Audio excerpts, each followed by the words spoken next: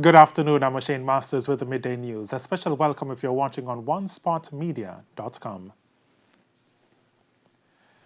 248 new COVID-19 cases from 918 samples were reported yesterday. This represents a positivity rate of 27%. Their ages range from 4 months to 97 years.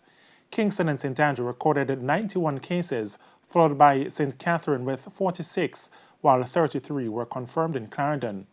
The country's overall case count now stands at 22,267.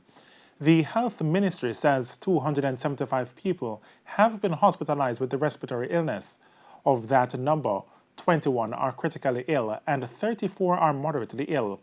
Meanwhile, Jamaica recorded 4 new COVID deaths yesterday, pushing the death toll to 410. The number of active cases now stands at 8,466. The Nurses Association of Jamaica, NAJ, is reporting that several of its members are unable to renew or receive their licenses despite the growing demand for nurses across the island to aid in the fight against the COVID-19 pandemic. The problem comes as the Nursing Council of Jamaica is yet to be reconstituted after it was dissolved at the end of the previous administration in August last year. Codian Barrett reports. The surge in COVID-19 cases at hospitals has triggered the need for additional nurses at the regional health authorities as they are struggling to maintain adequate staff numbers at the various health facilities. And with the establishment of 3 field hospitals to facilitate COVID-19 patients, the demand for additional nurses is even greater. It's why Health Minister Dr. Christopher Tufton had made an appeal to retired nurses to offer their services.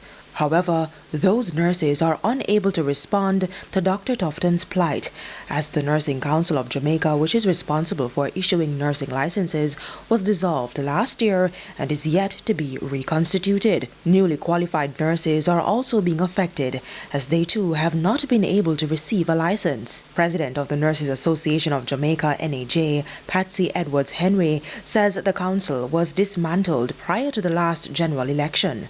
As with every board, prior to election, the board is usually dismantled, and then after election, the board is reconstituted. What is happening with the Nursing Council of Jamaica is that they are having some challenges in getting the board back together. And as a result of that, I know that there have been delays in persons getting their license.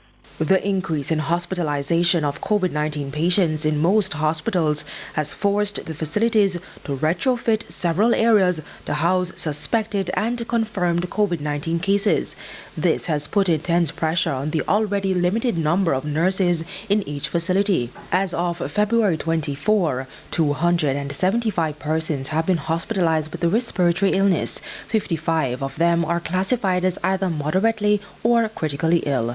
In keeping with the law, for any nurse to practice in Jamaica, they must have a current license. However, in the interim, according to the NAJ boss, nurses will be able to use a recommendation from the registrar to allow them to practice. What I do know is that one day last week I had a discussion with the registrar, and she advised me that once persons need verification, they either come into the council, call, or write a letter, and once they have the required document, a letter of verification will be given to that individual for them to be allowed to practice. Codian Barrett, TVJ News. The St. Joseph's Hospital in St. Andrew is to be placed under the management of the Southeast Regional Health Authority, SARA. The hospital, which operates as a public health facility under the Ministry of Health, only offers private services. Speaking at a post-cabinet press briefing yesterday morning, Information Minister Favour Williams said the change in management will not affect operations at the facility. The transfer will not impact the approximately 154 members of staff employed to the hospital, nor have any negative impact on the public-private partnership arrangement for the hospital to have a center of excellence in oncology and nephrology. The Pan American Health Organization Director, Dr. Carissa Etienne, has described the Americas, which includes the Caribbean as the epicenter of the COVID-19 pandemic, and called for the international community to make regional access to vaccines a global priority. Speaking yesterday during her weekly media briefing, Dr. Etienne reiterated that vaccines should not be a privilege for the few. She says the Americas has been the region hardest hit by the COVID-19 pandemic, with millions vulnerable to infection and death. Dr. Etienne also gave an update on vaccine distribution through the COVAX Vaccine Sharing Initiative. Common shipments. This is really something to kindle much hope. Hundreds and thousands of doses will be delivered in the next few weeks. Supplies remain limited, and the COVAX deployments will be small at the beginning, but they will ramp up every month. Initial distributions to countries in our region will cover around 2 to 2.5% of the population, and they will be distributed fairly and equitably among participating countries. Now, Jamaica's health ministry had been told to expect delivery of the first doses of vaccine under the COVAX facility by the middle of this month, but up to Tuesday, the health minister had received no further word when the shipment would arrive. The government has extended the travel restrictions for travelers from the United Kingdom until March 15. All non-Jamaicans who have been in the UK within the last 14 days prior to the intended arrival date in Jamaica and want to enter the island through another country will not be permitted to enter. Jamaicans who have been in the UK within 14 days before the intended arrival date will be tested and detained in state quarantine for a minimum of 48 hours until the results are returned. If the results are negative, they will be allowed to transfer to home quarantine to complete the 14-day mandatory quarantine period. However, if positive, they will remain in isolation at a location that is approved by the Ministry of Health and Wellness. In the meantime, the government is awaiting the results of testing of samples sent to the Caribbean Public Health Agency, CARPHA, to determine the possible presence of new strains of the coronavirus in Jamaica. The government says restrictions will be reviewed following receipt of those test results. Education Minister Favour Williams says the risk-ranking approach to the reopening of schools was used to guide the decision announced yesterday that only students preparing for exit exams should attend school physically. Herman Green has more.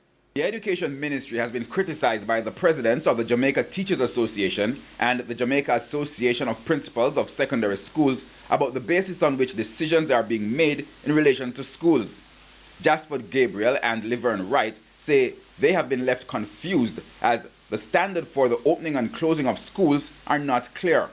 Speaking on the morning agenda on Power 106 on Thursday, the Education Minister gave details on the decision, which came over 2 weeks after the surge in COVID-19 cases. Mrs. Williams says it included analysis of data on schools.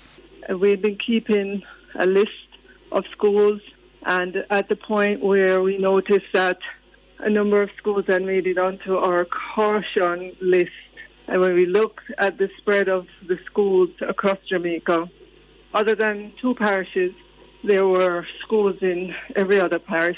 Plus, on a weekly basis, we were getting information from our schools. We required our schools to report to us in terms of suspected cases or actual cases.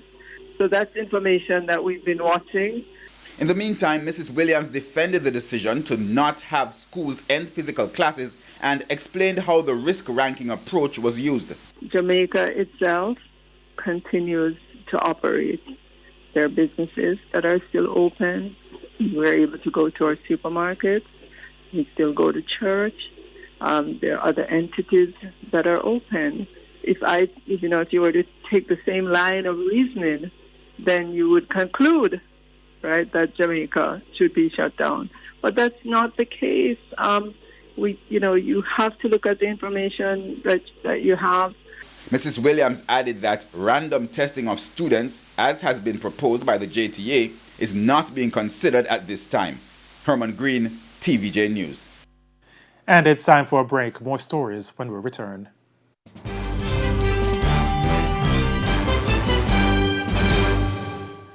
Welcome back. Continuing the news.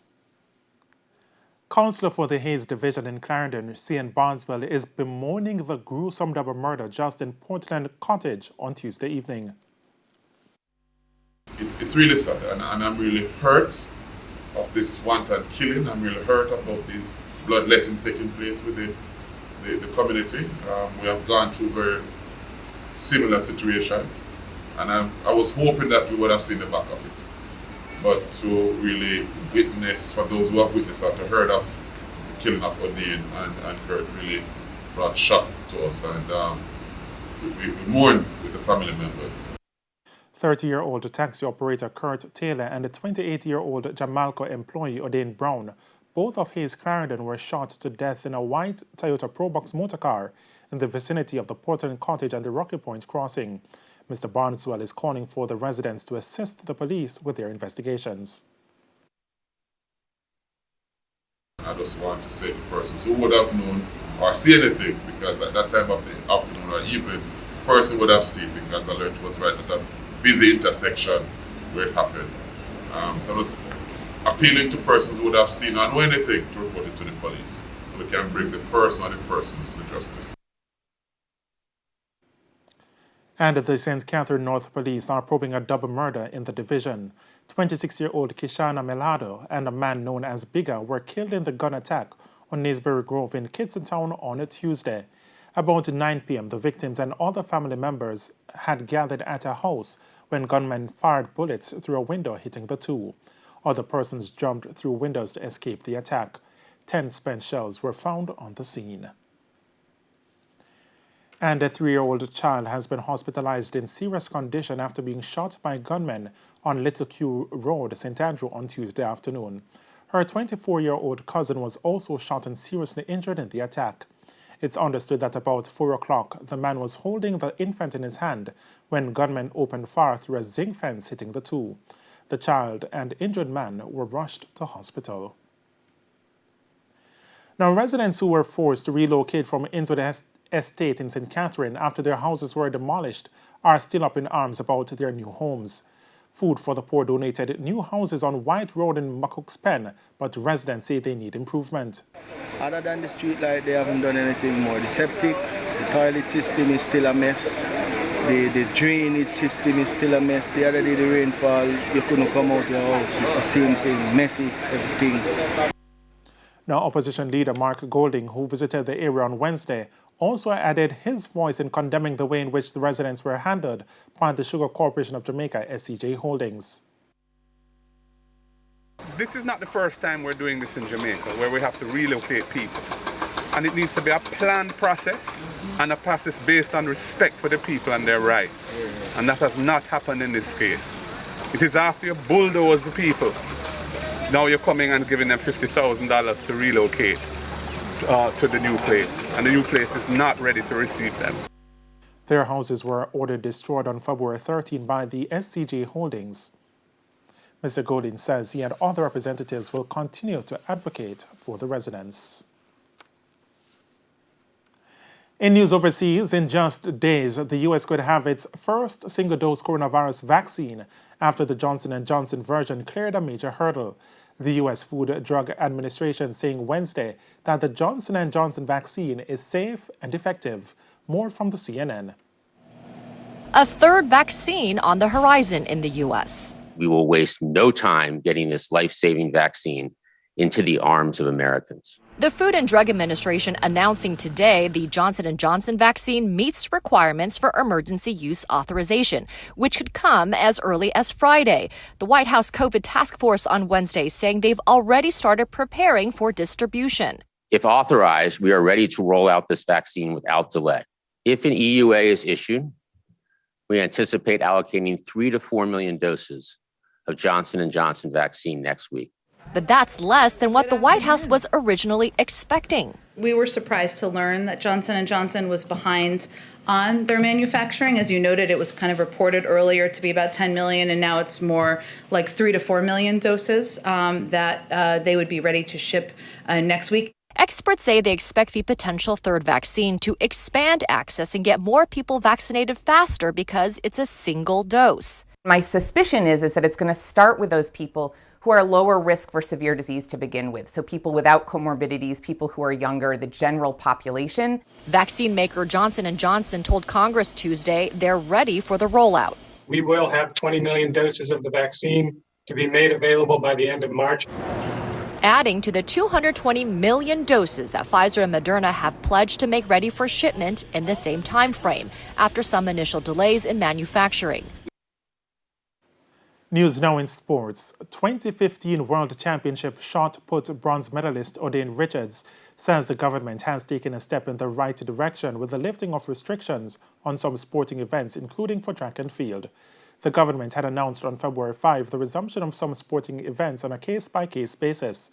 But despite that announcement, local track and field meets remained on hold until Tuesday of this week, when local governing body, the J3s, announced they had finally gotten permission to resume the staging of meets starting this weekend. Richards says that the move is long overdue based on what has been happening elsewhere in the world.